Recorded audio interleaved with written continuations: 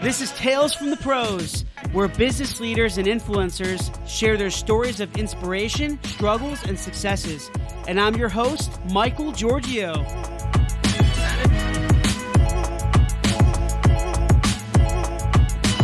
Hey everyone, welcome to Tales from the Pros. This is Michael Giorgio, your host and co-founder of Imaginovation. My amazing guest here today is the founder and president of the Steiner Agency and CollectibleXchange.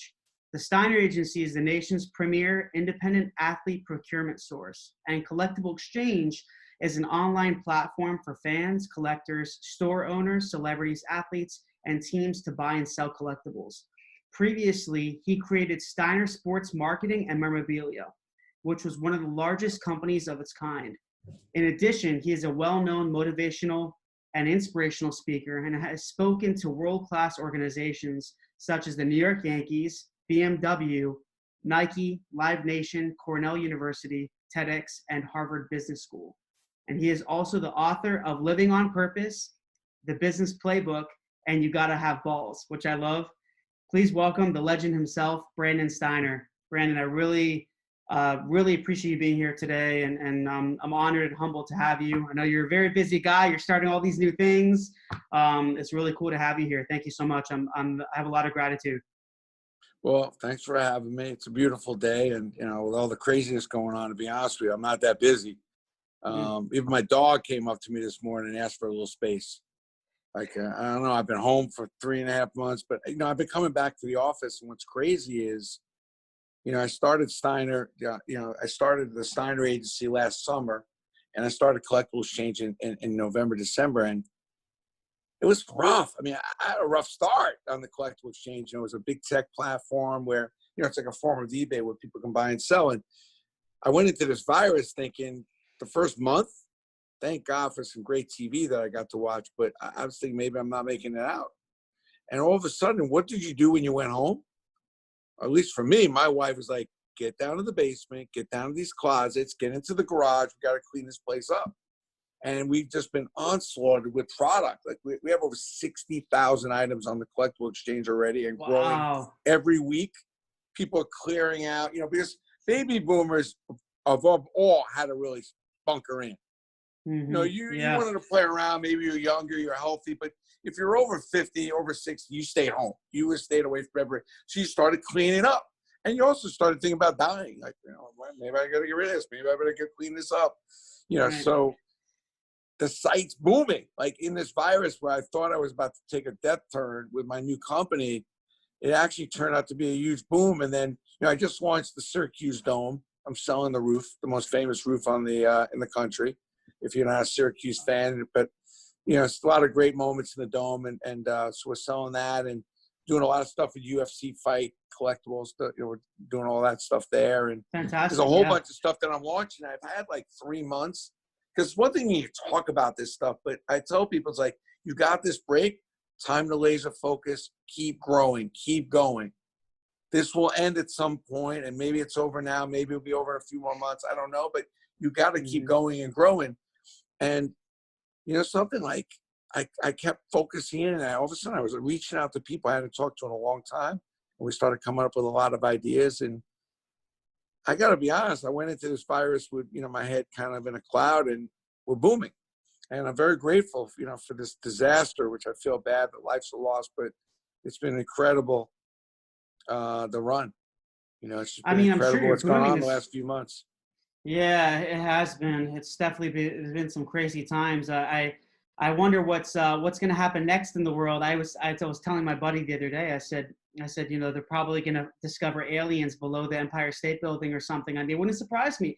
There's all this Well, one thing does feed off another.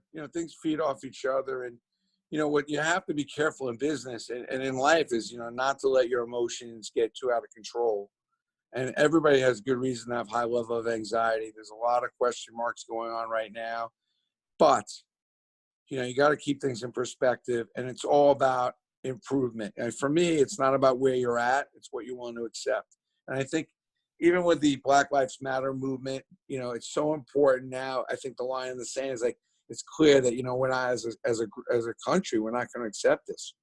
And only until you get to a high level of non-acceptance can something get done. And it's finally, we've gotten to that point where there's there's a big majority part of this country that is a high level of non-acceptance. So I'm extremely grateful and hopeful that I think we'll finally get a big push of change in an area that this is going on for way too long. And I think that's true also with the virus. I think that we needed a change and a correction. After 9/11, we all kind of got, high level humility. We started to realize how much we need each other and how much we can help each other. And then we started acting like a bunch of idiots again. And then, the last 4 or 5 years, I've never seen this country, with the economy booming, more people miserable, more people unhappy, more greed, more lawsuits, more. And I think that, I believe in divine intervention, but I think this is a great message for us to realize that all of us are better than some of us. We're all important. We all realize that, the grocery person stocking the groceries, the appetizer person, the police officer, firemen, all these people that have put themselves in harm's way, nurses, doctors. I mean, we probably need to go start showing a lot more humility. We learned in 9/11 to be that way with first responders. We learned in 9/11 to learn how important our military is.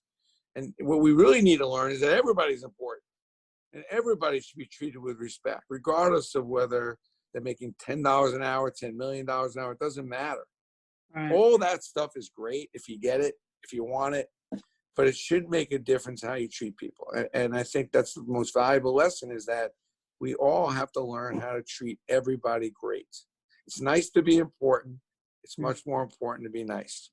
So true. We've heard that line before, but yep. Yeah, I was just gonna say I share a lot of what you just said, and along with I've been following you for a while now, and I have a lot of similar values to you and how you grew up and characteristics. And for me, until the day I die, I will always put people first, not money first or anything else or material things, because I always say this, that when we die, when we pass, we're not taking any of those things with us. No. Never. Self-worth. And people forget that. Self-worth has to be more valuable than net worth. And I agree with you. We're not taking any of that with us. But I'll tell you one thing that's really important that I worry about. And with this, break where a lot of us work from home for long periods of time, and it doesn't even seem to be going away. I think a lot of companies are committed to letting their people stay at home and working. I'm worried. I'm worried about mental. I'm worried about the mental mindset. I'm worried about the mental motivation, the distraction, the ability to not be able to feed off coworkers, feed off a manager in any which way. So, I think that it's really important for people to realize that and maybe understand that they've got anywhere from an hour to 2 to 3 hours more time in their day. So we know people are starting their days much earlier because they don't have that early morning commute. They're not even getting dressed. I see people with a T-shirt on, God knows they're probably in their underwear, whatever it is. It's definitely easier, right? But yeah, I think that I worry about, you now have more time in your work day, and you've definitely got to figure out what the etiquette on all that is. Not only for yourself, but in your communication relationship with other. I've always been a 4 or 5 in the morning emailer. I want my email to get there first, all those kind of tactics. And now I've had to kind of move back from it. But, I worry about this mental mindset. And I think it's really important for people to understand that, yes, there's the organization of your time management, but there's also the organization of your mental mindset to stay focused and to stay hungry. And you need to develop a hostile attitude. You need to make sure that you're the underdog. Though you're sitting in your house all alone and nobody's really appreciating the results or those sales you just made or how hard you're working. You need to make sure your self-motivation, your self-starter ability has to be turned up high. You got to realize that you don't have anybody to feed off of. You don't have a manager or just a general vibe in your office to feed off of. And you got to be careful that, the dog and your kids and all of a sudden the UPS driver, those are all distractions that you may not be dealing with in a normal course of business.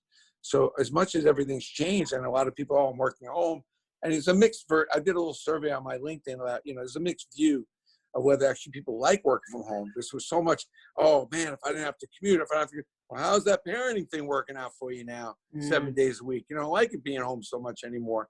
But, there's a mixed view on it. A lot of people like being home. But what it really comes down to is it doesn't really matter.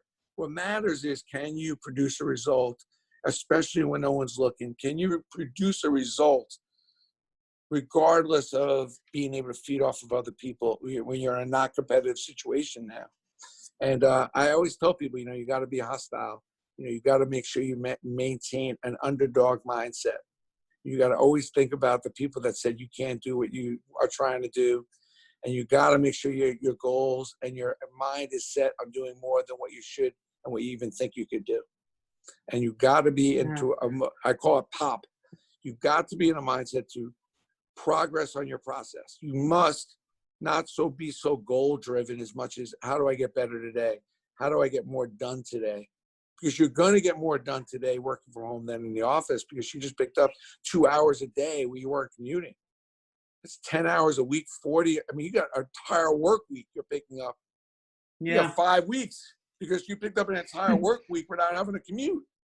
Not to mention distractions, but lack of focus, lack of energy, lack of inspiration can take you the other direction. So how do you use that extra time to be more productive, be more effective, and get that raise and get that imaginary corner office? Because you now have another 40 hours a month to play with to be the better employee, and in part be a better husband, wife, family, friend. So the question is, it doesn't matter where you are, but how much do you want it? And are you resetting your goals, but also really driving your process, being very conscientious about your process, because you now have time to get a quick walk in the morning. You have time to get a run in. You have time to eat right. Now, what's your excuse?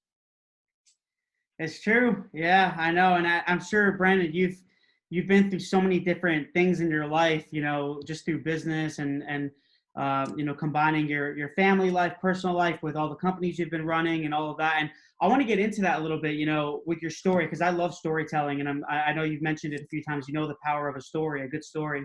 Can you tell us a little bit, Brandon, like for right now, all the levels of success that you've, at least in our eyes, that you've reached, how did you get to this point today? I've seen a lot of, I love some of the content you put out about some of the inspiration from your mom. I'm a mama's boy. For me, I love, she gives me so much inspiration. I try to listen to her, and I want other people to really listen to their parents' wisdom. So can you talk a little bit about your story and how, just when you were in Brooklyn and all that good stuff? Well, I talk a lot about non-acceptance, but when I was in 5th grade, first story that comes to mind is, I called up to the front of the class.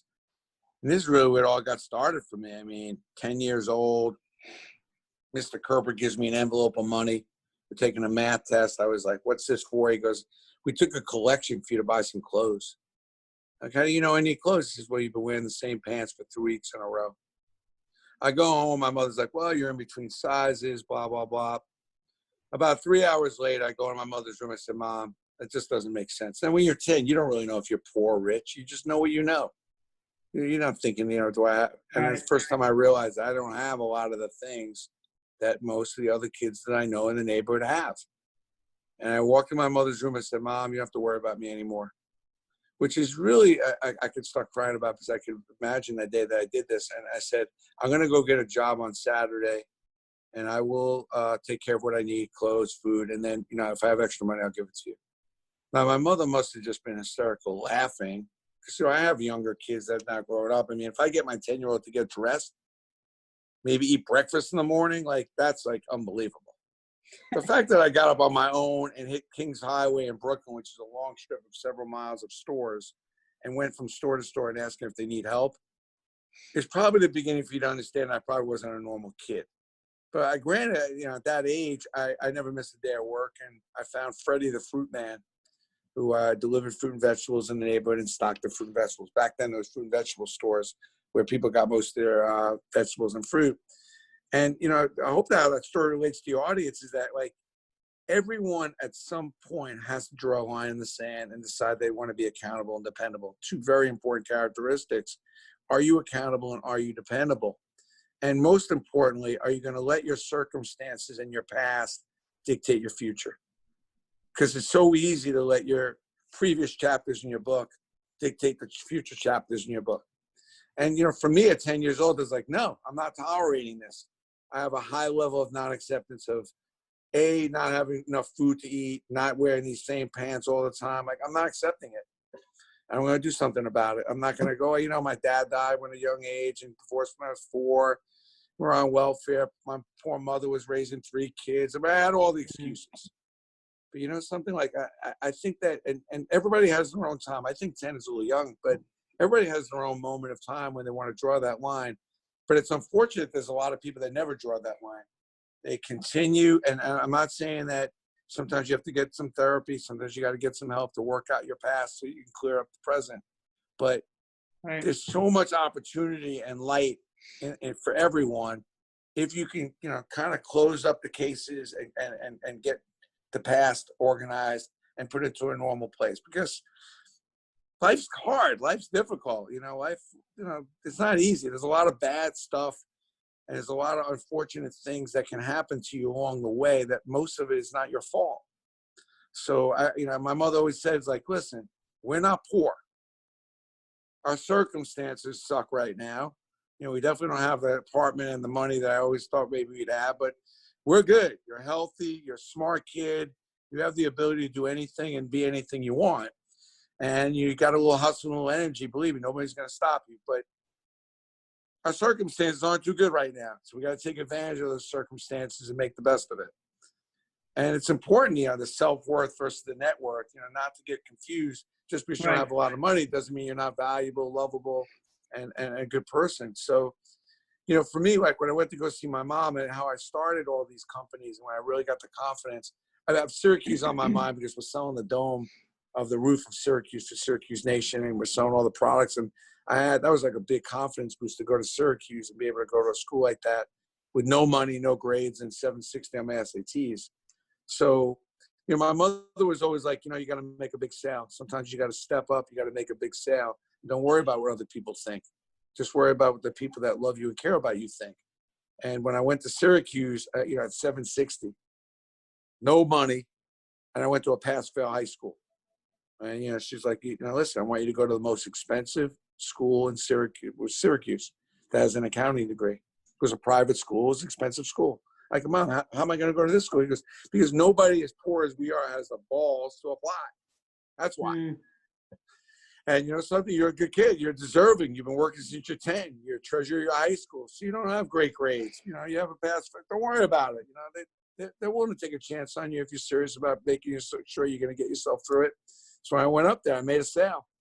And it was the biggest break, for me to be a poor kid to go to a wealthy school like that and eat 3 meals a day, get a great quality education and really see the opportunity. In many cases, through my roommates and through my friends, seeing what their parents do, I really got a great insight to all the possibilities that you can, with a little education, get, which is why I hear a lot of people saying that, they're not big on education. But I mean, I think education gives you the opportunity to go out to the world and actually start learning. I think people get a little confused about what a college degree will give you. But for me, it really taught me how to learn. It taught me how to be a better student. So when I went out in the real world, which is really what the real education you get, you're in a position to absorb that in. So I go see my mother at 12, and I told her I wanted a career change. She starts laughing. She's like, 12 years old, calm down. I said, Mom, I've been working like 3 years, working my butt off. I need a change. I'm working every day after school. My Saturdays, I want to play sports. I need more freedom. I need more flexibility. I'm like, you sound like a 40-year-old. I was like, well, hey, I'm out. I gotta be concerned with my time here. So, and I was a decent student, but so I went and got this paper route, and I saw a piece of paper on the window in the paper route store. That's changed my life. It was like, whoever opens up the most accounts this month wins a box of candy bars. I'm like, I'm winning the box of candy bars. There's no question, right? Oh, yeah. Because a box of candy bars was like hitting a lottery. Back then there was no lottery, but so I'm like, I got to win this box of candy bars. I'm knocking on doors, nothing. A week goes by, nothing. Did open up an account. I had 29 dailies and 34 Sundays, nothing. Finally, I knock on this older woman's door. I see she's got a stack of papers in there. Like, man, would you get the paper delivered? She says, absolutely not. I'm good. I get the paper delivered in the corner store every day. I said, ma'am, it's the same price as me as the corner store. It's 8 cents. She says, yeah, but then I got to tip you. So I go home. I said, Mom, we got to move out of this neighborhood. These people are so cheap. This is the worst neighborhood we could possibly live in. We got to get out of here. These people are no good. I'm trying to open up these paper routes, get people to get it delivered. They wouldn't even give me the courtesy of getting the paper delivered because they had to tip me. And my mother says, sit down. I'm going to tell you something once. I'm only going to tell you once. You got to stop selling. Huh? That's right. You got to stop selling. You can't expect to sell something that other people are selling the same thing. You have to provide value. Value is what you can do for someone that they can't do for themselves. And on top of that, you got to differentiate yourself. You got to be a solution-based business person, Brandon. You need to walk in a situation where you're in business and figure out how you can come up with a solution for people. Not just sell them something so you can win a box of candy bars. Solve a problem. Start selling, stop selling, and start serving and solving. Be a solution-based salesperson, not a salesperson who's trying to make a number. So I go back out, I'm knocking on doors. I'm so desperate. I go back. Now, there are a lot of apartment buildings in Brooklyn, so I'm figuring I should be lighting it up. There's 100 apartments in a building. Imagine if I get 20, 30, I'd knock out 20, 30 apartments in 5 minutes. I'd have to get on my bike and ride around, you know? So I was seeing huge piles of money. But when I started thinking about the customers I was calling, and I went back, it was 11 o'clock at night to this older woman's door. I knocked on it again. That's how desperate I was. Because I figured maybe I could talk her into it. I knocked on the door, said, Sonny, is there a fire? Are you crazy? It's 11 o'clock at night. I said, ma'am, just 1 minute. A woman such as yourself, she's probably well in her 70s at the time. If there's a torrential downpour, snowstorm, heat wave, ice on the ground, a woman such as yourself shouldn't be out. If I get you milk and bagels on Sunday, I'll get you milk during the week. I'll bring you paper every morning by 7:30. This way, when the weather's bad, you don't have to worry. You'll have that. And if you need something else, I'll get it for you. You would do that for me? I said, I was concerned. You know, a woman such as yourself, when we have adverse weather, you probably could use a hand picking up some things in case. You would do that. That's so nice of you. So that lady signed up. But not only did she sign up, but she was the mayor of the neighborhood. She got every one of her friends. I went from 29 dailies and 34 Sundays to 199 dailies and 230 Sundays. Oh, wow. 2 boxes of candy bars. So I asked you out there is, are you listening to your customers and really understanding what they need and then proposing what you have based on what they need as opposed to proposing what you have so you can make a sale? Are you a solution-based business person? Are you looking at your business and looking at the people you meet and being a problem solver? Because nobody's getting rid of somebody who solves their problems. And how are you differentiating yourself? What are you doing that's unique? I'm on the beach at Coney Island. I'm trying to make money because I'm going to Syracuse. I wanted some spending money. And I'm walking up and down the beach in Coney Island in Brooklyn, which is a whole experience in itself. Some incredible people you run into, every color, every kind of sex, nationality. This was an education in itself. Amazing. Hot conditions, cold soda. And that soda was heavy. You know, we carried 2 cases of soda. The conditions were light. And I'm like, man, I got to sell this stuff. It was okay, but I wasn't doing well. I said, you know something, for a lot of kids on this beach. Now, back in the day, Oreo cookies came in 3 sleeves and 1 sleeve. I go to the supermarket, I buy 3 sleeves, the big one. I take 4 cookies, I put in a little baggie. Hot conditions, cold soda, and Oreo cookies. Every kid comes running and want the Oreo cookies. The parents go over to pay.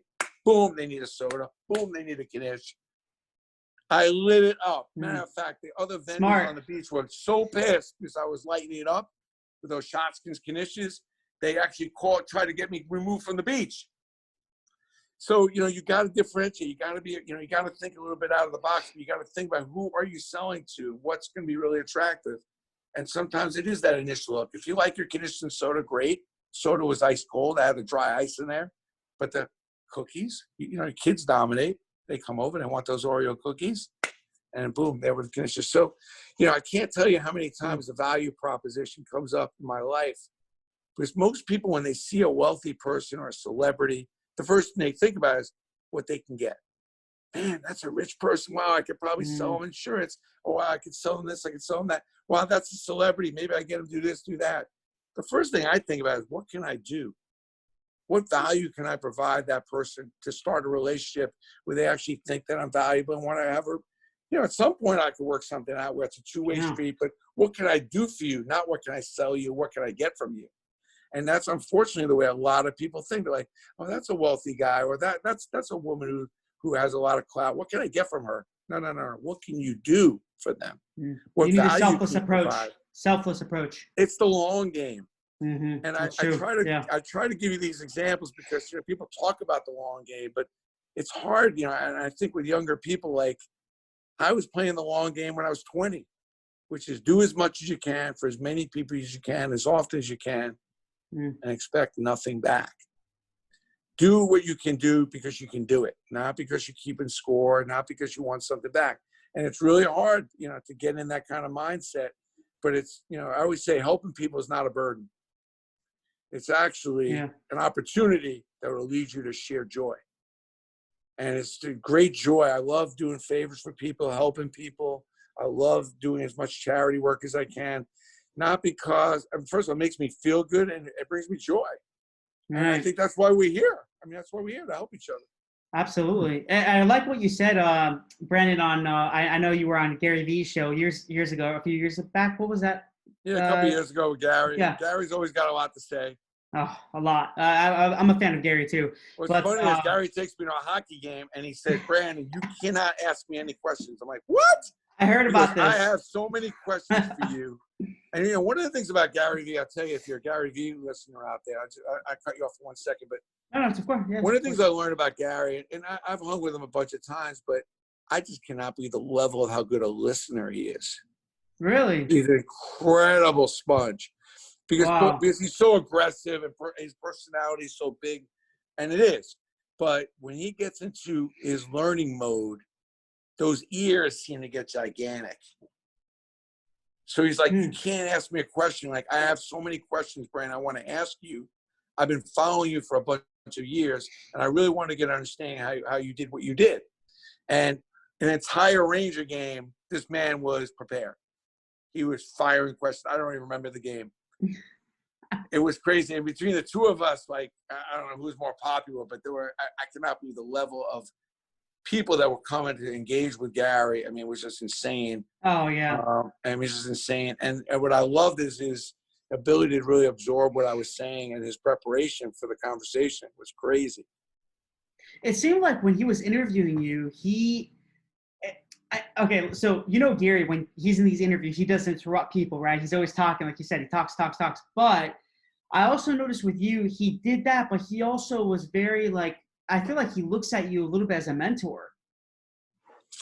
Man, I don't know. Listen, I think when he was growing up, he definitely had a thing for the sports, and he definitely said to me, he goes, if you hadn't done what you did on the collectibles, I would have done it. Because he was a big card collector, big wine collector. He's a magnificent business person. Really special. He's awesome. And, what Gary really needs is, and it's just unfortunately he's just ahead of his time, is he really just needs his own half-hour show. Because more people probably need to listen to him more often. My difference between me and Gary, and I love a lot of his content, is he's a tell you what to do, although he's altered a little bit lately. I'm going to show you what to do. I'm more about showing you what I did. I always say, don't tell people what to do, sell them what to do. It's like, and who cares? Nobody wants to be told what to do. So, and I always say, you got to show people what to do. You got to, and there's no better at showing people what to do than, even if it means humiliating yourself a little bit and demonstrating a problem you had and how you resolved it. I'm a lot more open book about that. I don't mind telling. If you follow me on social, I and my family kills me about this, but hey, too bad. I talk about a lot of stories about me not being as good a father, a husband at times, or just not being the good friend that I should have been. I think we all overrate ourselves. I tell people all the time, like, go to your kid and ask him to rate you on a scale of 1 to 20 how good a parent you are. And if you ask a kid anywhere from the ages of 8 to 12, they'll give you an honest answer. Oh, you may not like it. Dad, I could give you a pretty good score, but I got to tell you, you're on the phone a lot. You're texting a lot. I'm going to have to give you on a scale of 1 to 10, I'm going to have to give you like a 6 or 7. You got room for improvement. Oh, it's unbelievable. My kids told me like that. You're on the phone too much. You're great, but I'm not sure what you're talking about on the phone. It's not that interesting. And, we all have our quirks, but you want to get some honest feedback, but most of us don't. The most important aspect of our life is probably parenting. We all do what we do to be better parents, yet we don't really get good feedback on our parenting. I talk a lot about it in my last book, Living on Purpose, which I got great inspirational, motivational insight to being a better parent, because it's so hard to get parental feedback. It's one of the best chapters in that book. And I wanted it in the Balls book, and the editor made me take it out, the publisher. I was like, son, this is the last book you're publishing for me because I want this in the book. And it's funny, in the last book, Living on Purpose, people write me and they go, I can't believe your chapter on parenting is so spot on, because it's really hard to find good parenting books that are easy. And most times, if your neighbor walked up to you and said, you could be a little bit of a better parent. I see your kids and they're not really, that's a fight and you got to call the police. But we all should be looking for feedback and better insight, because our kids are our biggest asset. It's very important that we want to do the right by them and parent them right. And it's about just giving them everything. It's about really showing them and directing them and leading them. And the better advice you can get from different sort of amount of people, you can help become the ultimate parent you want to be. So that's. And I mean, look how your mom made you. She raised you, right? I mean, if you read, you gotta have balls. That's I gotta read it. Lesson. I tell women all the time, like, I know you don't want to read this book, but it's not a sports book. It's really a book of a tribute to how much of an impact you can have as a mom. I tell women all the time, and I know you got the Me Too movement and everything, but make no mistake, there is no more important human being on the planet than a woman, and particularly a mother. There's no way a man is ever going to do what a woman does in a day. It's just not going to happen. Yeah. On my best day, I'm still way, my wife has lapped me many times, like her productivity, her level of accountability, her level of focus. We're a bunch of idiots. Guys are just a bunch of idiots. Yeah. So, I'm all about the woman movement. But listen, I grew up in a home where, my mother was brilliant and took no crap from anybody. She certainly was not a typical woman back in the 60s by any stretch. And then I growing up in a house where, my wife was a CPA and a brilliant woman herself. I come home and I tell my daughter that I'm getting honored by this women's association. And I wanted her to give me the award. My daughter's like, Dad, I want you to refuse that award. You don't deserve it. You haven't done enough for women. When you go and do more for women, I'll come and I'll give you the award. I want you to refuse the award, do more for women. I haven't seen your body of work to do enough for women. I'm like, Nicole, they asked me to take this award for 3 years. She said, well, you helped the women's basketball team in Syracuse. You've done a few things. You just haven't done enough. I'm like, who are you? Like, but that's where you get the idea of what's going on in my house. Like, I get no breathing room, zero. Yeah, I mean, I like it. When I was watching the interview with you and Gary, Gary always talks about his parents. Came from Belarus over here, from former Soviet Union, all that stuff, and he always talks about like how his parents were mentors to him, and I feel like I'm like that. My parents were mentors to me, and I was found out when I was younger. I didn't really know who my mentor was. I didn't realize the power, the influence my parents had on me until I got older. It's crazy. Like, I didn't realize it. And now, I'm 33 now, and I look, I'm just like, okay, even though I'm still young, and I'm like, man, I really appreciate every minute I spend with my mom and dad, because they're amazing. They're beautiful people. I look up to them. And what they've instilled in me, that's partly of why I am who I am. And I like how you talk about your mother, and even when you were in the Gary Vee show, and he was talking about his parents, and that gave me a good connection. I was like, I have to interview Brandon. I was reaching out to you like years ago. I remember, I think you were still at Steiner, and it was really. It's hard. It's hard to leave Steiner when the name of the company is your name, which is a whole thing in itself. But at the end of the day, a big part of who you are is who raised you and where you were raised. I think you can't put enough emphasis of where you're raised and the impact that a neighborhood that you've been raised in can have on you, good and bad. But you got to recognize that it's had a big impact. You got to recognize as early as you can that, a person you're spending many, many hours, especially counting on, as in your parents, are going to have a major impact on whether you like it or not. And as soon as you can sum that up and really take a good, honest look at it, you can improve on a couple of the things that may not have been that good, or put that to rest, and then you can run with the stuff that's good. My wife comes to bed one night, and she's like, oh my God, and she's hemming and hawing, and I'm like, what's wrong? Do you know how hard it is to put your daughter to bed and then get her up in the morning? I said, how hard can it be, honey? How hard can it be? Oh. She's 11 years old. How tough could it be to wake our daughter up in the morning? You don't realize how hard it is, how many times I got to go in there. And I said, just why don't you see? I said, no problem. I go in there, I go, Nicole, tomorrow morning at 7:45, I'm going to wake you up. At 10 minutes later, I'm going to come give you a double check. If you brushed your teeth, gotten dressed, and you're downstairs by 8:15 and eating breakfast, ready to go to school, I'm going to give you $5. Great. I go 7:45, she's up already. I come back 10 minutes later, she's dressed, teeth brushed, she's on her way down. I go down at 8:10, which is 5 minutes early. She's already eating breakfast. She's dressed. She's, Dad, I'm ready to go to school. I said, Nicole, I'm really proud of you. She said, Dad, I'm glad you're proud of me. This is the easiest $5 I ever made. I want that $5 now. I'm like, Nicole, it's the easiest $5 I ever made. I bet your mom 10 that'll have you ready with no problem in the morning. And, it's like I tell parents all the time, it's like, ethical bribes and everything's negotiable, and you got to have fun parenting.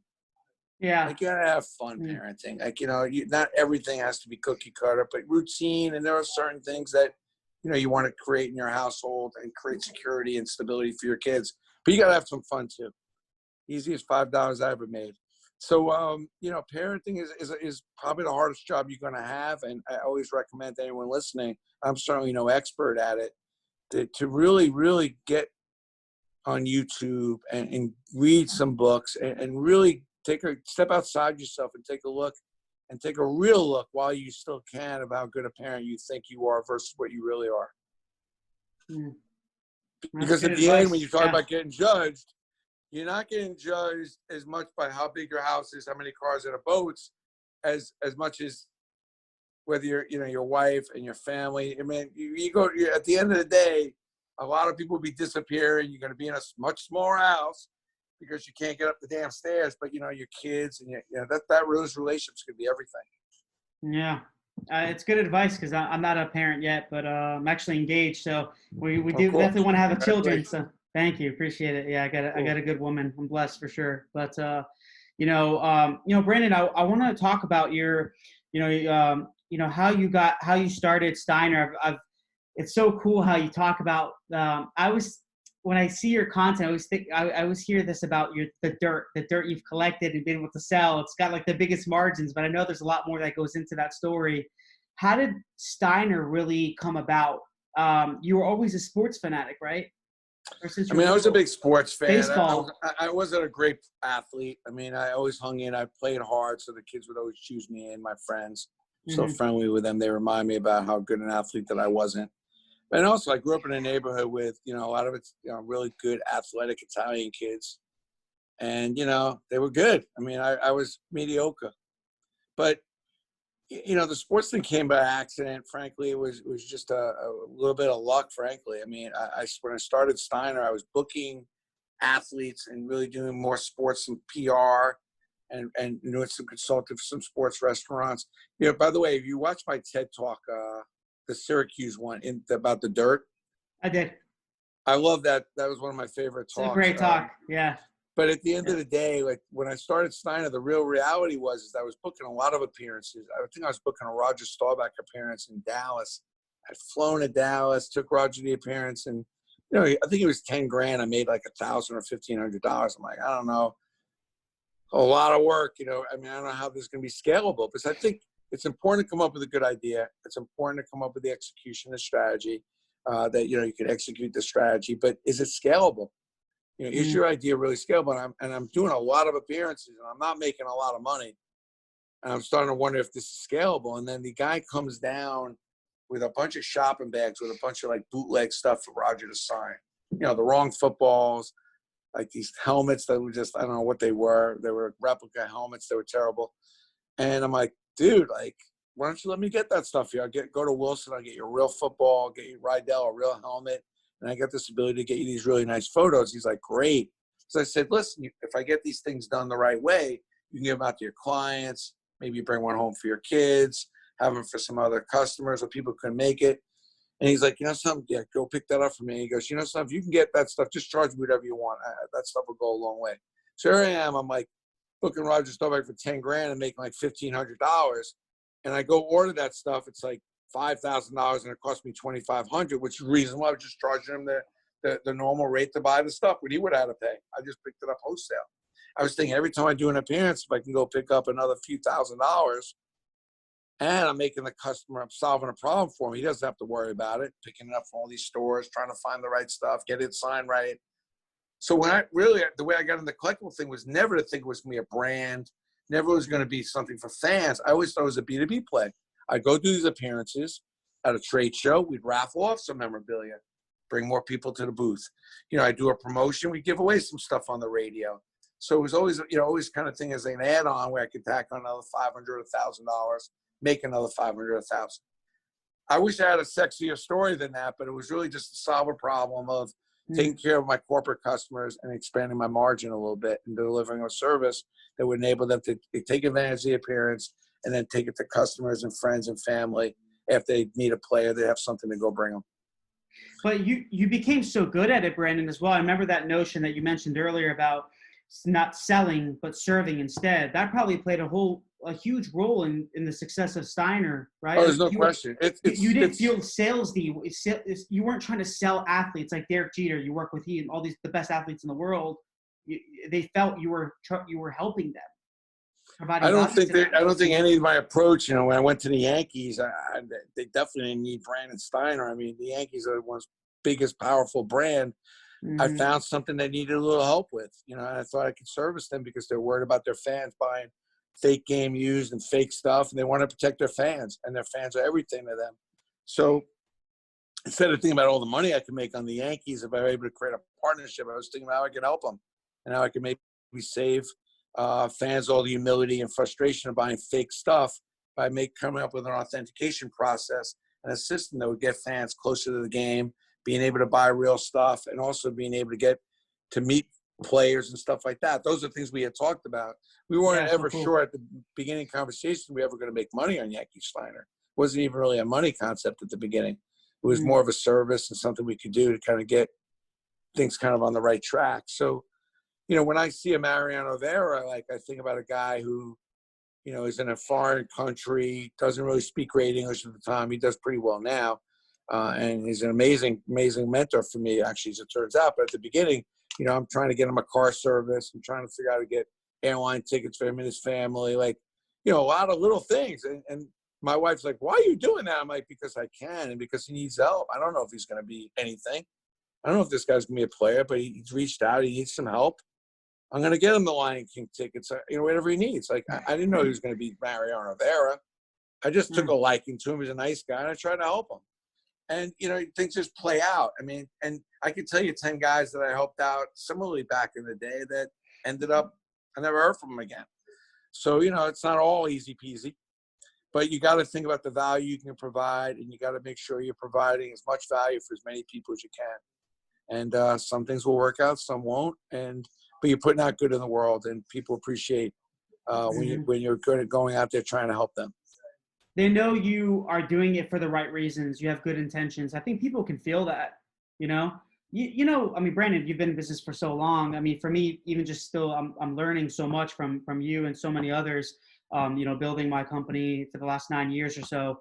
And I'll tell you that I want to continue to be authentic and real and honest to people because I've dealt with so many others that were dishonest. They had other intentions behind contacting me or wanting to work with my technology company or wanting to, and you can feel that, but then you can also feel and get a good sense of the ones that they're really trying to help you. They're trying to connect with you. They're trying to provide good. And I think it goes a long way. I really do believe that.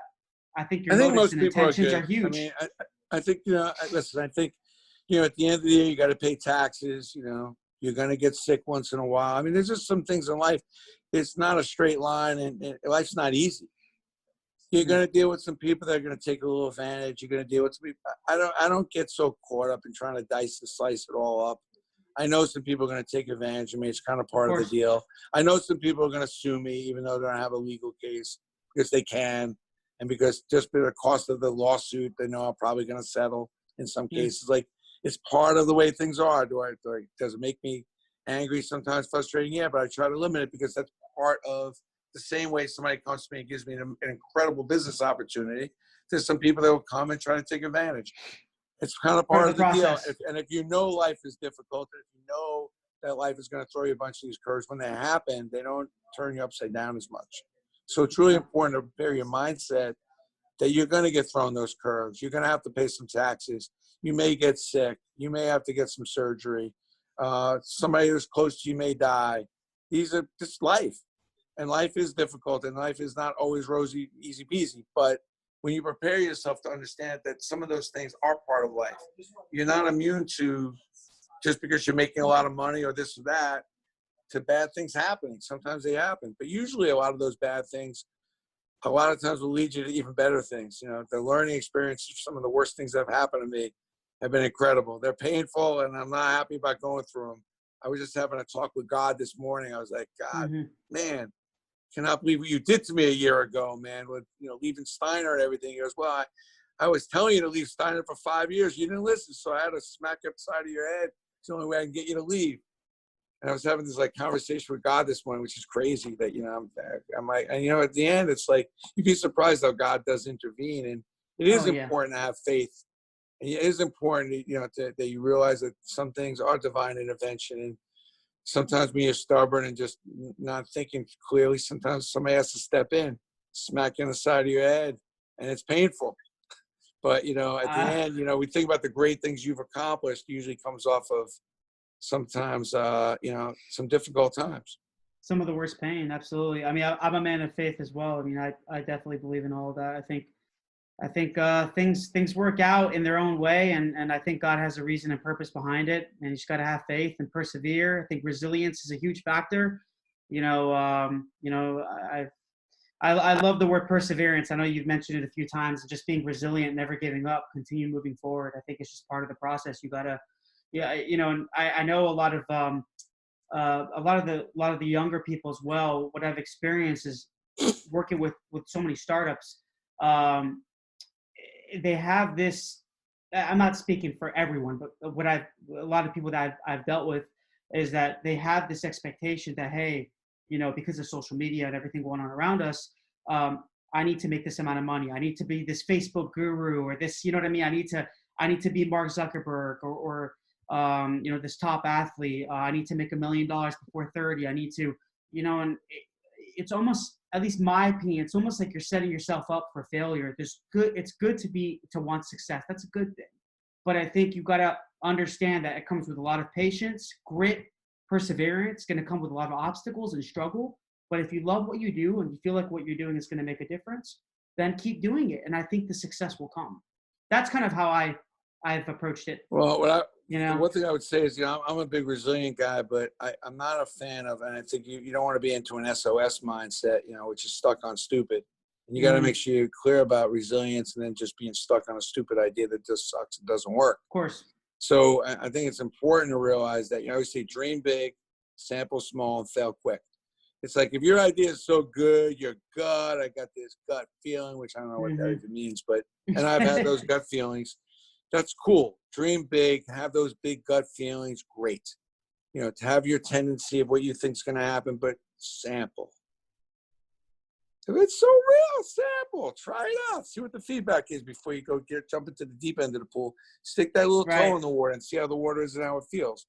Nothing wrong with that. And I've learned to be a great sampler.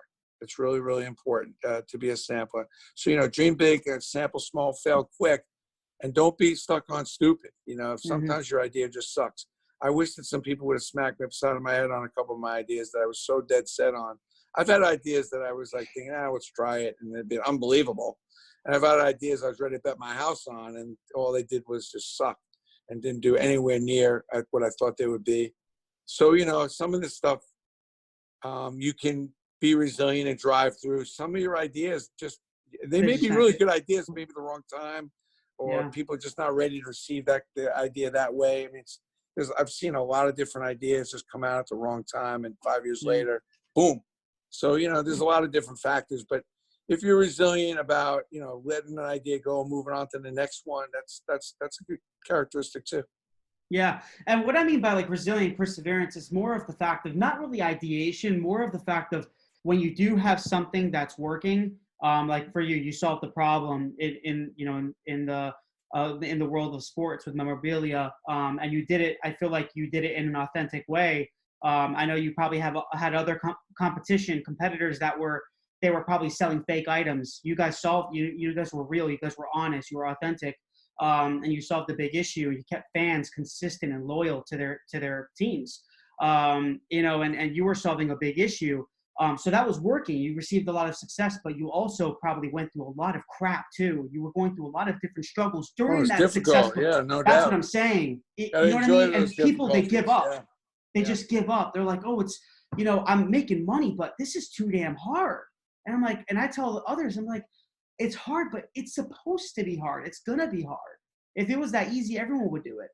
You know what I mean? And I like how you talk, Brandon, with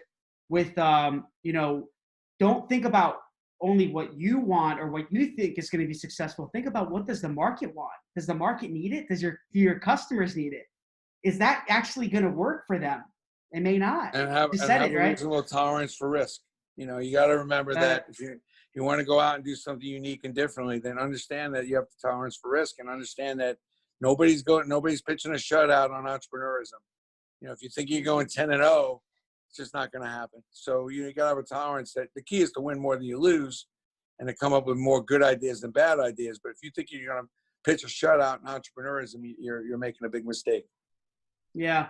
And I like this.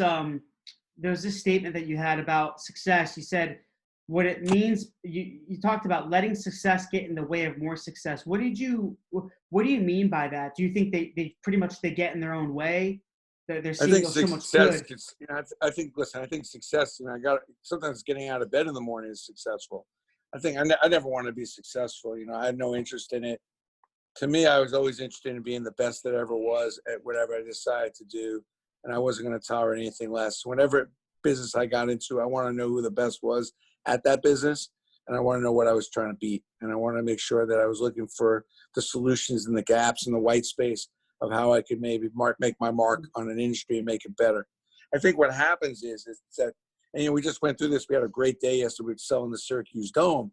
And I told my people, it's like, listen, the best time to do better is when you're doing well. Take your better and make it better.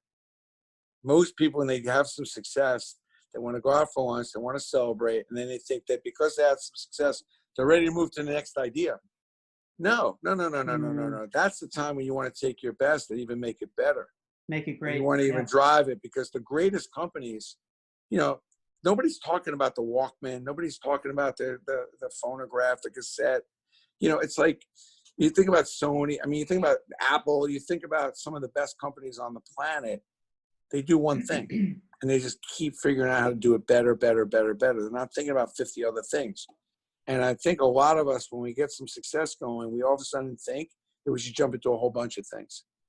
If you stay in your lane, now when you become extraordinary, when you become the best at whatever it is you're doing, and people know you to be the best. And listen, I'm very humble. I'm very grateful, what people say about me, which is very nice.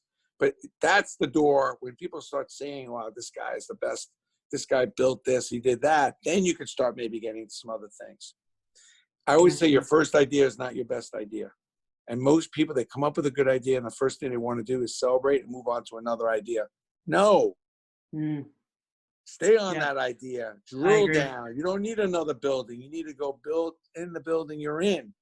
And I've learned that the hard way myself. I've gotten spread out too thin, tried too many different things. And one of the things I'm doing with my new business here at CollectibleXchange is staying very locked in and focused about people being able to trade with each other, being able to buy directly from each other, and being able to buy directly from players. And I'm really trying to stay focused on that and not get into the 50 million different things that come by my desk every day. And I've been pretty good at my business, and I have a pretty good name. But the only way you can get to extraordinary and blow past success is by being an expert and being great at one thing.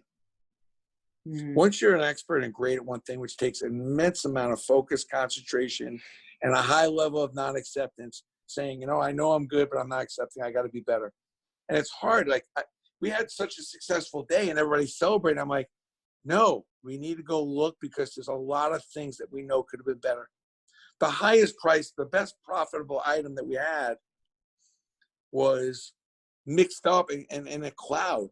I'm saying, yeah, we had a great day, but if this item was a much better explained and better seen, we would have had even a better day than a better day. And by the way, we forgot to launch this other product that slipped through the cracks. And by the way, we forgot to send out a press release to one of our bigger bases that just slipped through one of my guys' hands. He just forgot to email the press release to one of our important bases that we were announcing this new product line for UFC. We're doing all the UFC collectibles. So the best time to get past success is when you're having some success. And most people go the other direction. They want to chill and they relax. When you're on a winning streak, that's when I'm the most nervous about when I'm coaching the teams, when business is really good. When business is bad and we're kind of struggling, everybody's focused and they're trying to think how we could be better. You're in the locker room, you lose 3-2. Oh man, what do we got to do better? We got to hit better. We got to pitch better. You win 3-2, they're drinking champagne, drinking beer. So one run. At the end of the day, the consistency over time is what gives you the credibility. And that consistency is beat yesterday. Regardless of what the score is, don't keep it.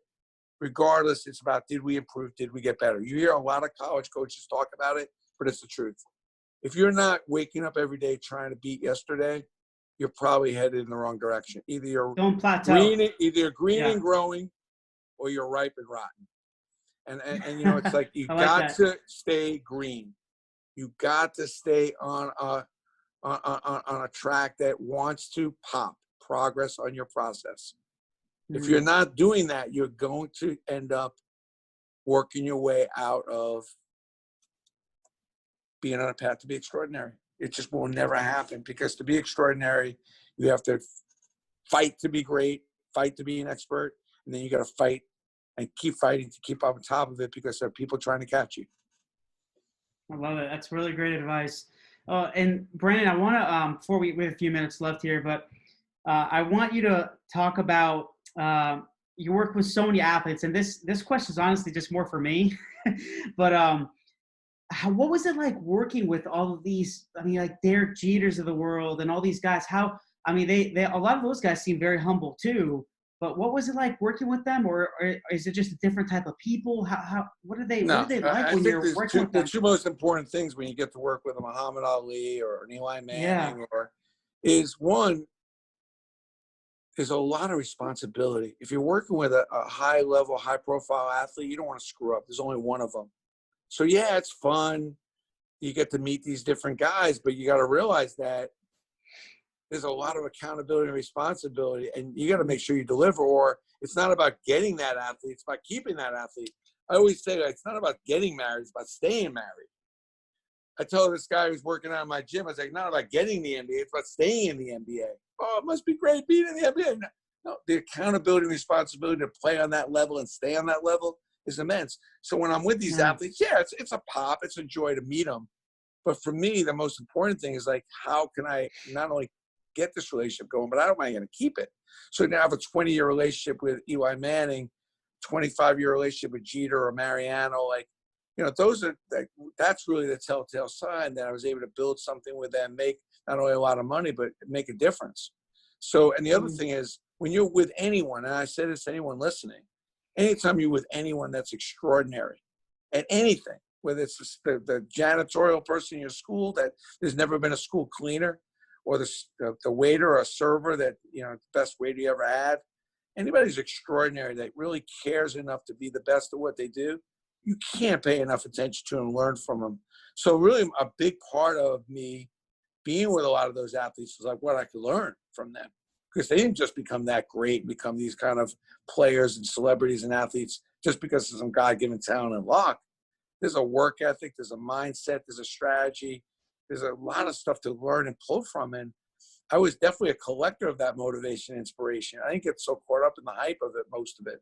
There are times you get a little caught up, but generally speaking, I knew the important thing was to really get these nuggets from them about how the hell did they get there.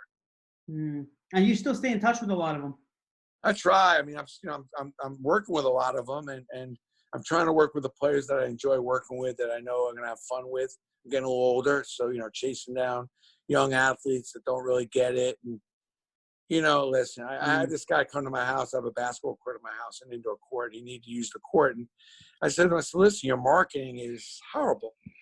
Do you not think this divine intervention? You find yourself here in the middle of a virus, that you're now with a pretty good marketing guy and you play for a New York team. And he didn't get it. It's fine. I mean, I used to take offense to that, but I said to him, you don't think it's divine intervention? I mean, you don't think that you were brought here for me to actually show you how you can actually monetize your off the field marketing, and how you can maybe do something way above and beyond just playing basketball? And he just wasn't ready for that. But, a lot of players are, and I mentor a lot of coaches, and I mentor a lot of kids in college, and I mentor a lot of college coaches. I enjoy that. I like the college game and work with them. So I mix it up. I have more than enough stuff going on that kind of stuff. But what's nice now, because I have a little bit of a small company, is I get to talk with a lot more of the athletes than when, the last company got really big, and I didn't do a lot of interaction with the players much as I would like. And now I get to talk with them a lot more and give advice and build some stuff with them. That's cool. How many employees does the Steiner Agency have, the most you guys had? The Steiner Agency is just 3 employees and me. I'm the 4th. And I meant the The Steiner CollectibleXchange is 9 employees. Okay. So small. Cool. What about I the Steiner hope Sports to Media? keep it kind of small. Yeah, that's Steiner good. was 100, 125, 80, in that. So, it's a lot of people to worry about and manage, and especially when you have different diverse groups in your company, from warehouse people to accounting people to, that kind of stuff. I didn't realize, you don't realize the wear and tear and the work that's involved, especially if you care about what you're doing. And I enjoyed it. I always wanted to manage. I always wanted to own a company or several and manage people. That's what I studied for in Syracuse. So I'm very grateful for the opportunity to manage so many people. And it's also very, it's a great feeling when I look at the body of work and I see so many of my former employees doing so well. It's a nice feeling. That's cool. That's good. Yeah. Seems like I'm a pain in the ass boss, though. Don't get your listen. I'm here and it's great. We're having a great conversation. I'm a pain. I'm not an easy guy to work for. I'm not going to lie. I've gotten a little bit, or a lot, actually, much more. Have a lot more empathy, and I'm a lot more flexible. But I'm definitely a difficult boss. I mean, there's no way that you want to come work for me and think you're going to be on easy street. I'll tell you to do 100 things. You do 99. I'll kill you over that 100th item. And I remember you didn't do it.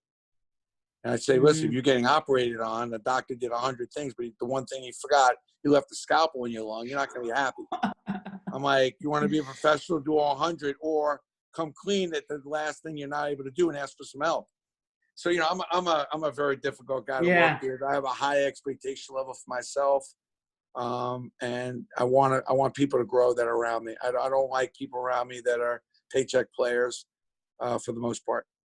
That's good. And Brandon, the last question I have here is, so for me, I as I told you before, I love storytelling. I think everyone has a story. As me and you discussed, everyone has something good that they can give to the world, of purpose and all of that.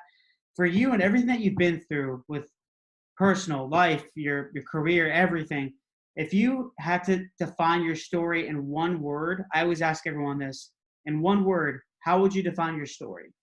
I define it with survival. I think a big part of it is surviving and being generous. And realizing how you got to realize how great you have it.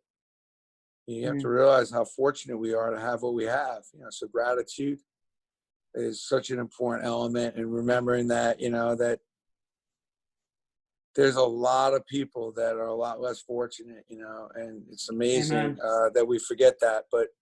Survival, I think my childhood would probably be survival. And I think my adulthood would be about winning. I'm a very competitive guy. So I'd be survival as a kid, because things were tough and it was not an easy road at the beginning to grow up in the house that I grew up in. A lot of different issues. I didn't let it become too big a deterrent. And then, winning, it's like, all right, let's compete. I want to win. So, whatever, if you get on the basketball court with me, I want to win. I yell at my teammates, we lose. I want to win on every level, everything I'm competing with. I want to win. So I think winning is, I want to win at, the game of life, which is, I want to win at being a good dad. I want to win at being a good husband. I want to win at my health. I want to win. Perfectly said. Everyone can find you. I know your website is at brandonsteiner.com. And to get my books, if you want any of the free books, go to CollectibleXchange. The books are good through July 15th. They're free. I'm a big LinkedIn guy, so you can't connect with me, but just follow me. You can message me on LinkedIn. I answer them all. And then I do a lot of lives and stuff on Facebook as well. So cool. Well, Brandon, all right, man. This is a good conversation. Yeah, absolutely. It was great. I'm really grateful to have you here again, and big fan. And I hope people will get some insight from this and inspiration, and definitely they're going to be learning from you. So thank you again, cool. Brandon. I really appreciate it, man. Thank you. All right, man. Thanks everyone for listening.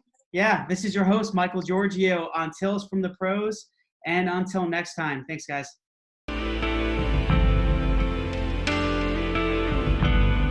Please subscribe to our YouTube page and also follow our social media. There are links somewhere around here. But we really appreciate it, guys. Thanks for all the support. And I'm going to be giving you awesome content continuously. And we look forward to seeing you soon.